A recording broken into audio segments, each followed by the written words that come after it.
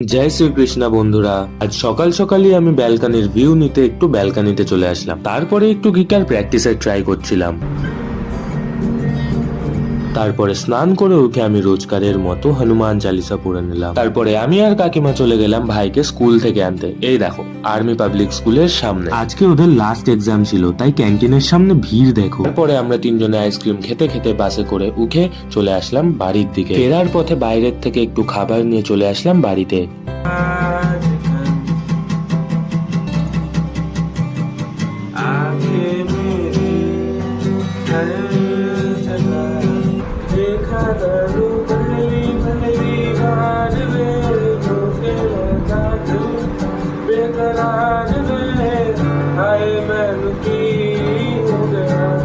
এভাবেই একটুখানি guitar practice করে তারপরে আমি আর আমার ভাই খেলছিলাম দাবা। তো আজকের জন্য এটুকুই, tata bye bye, see you.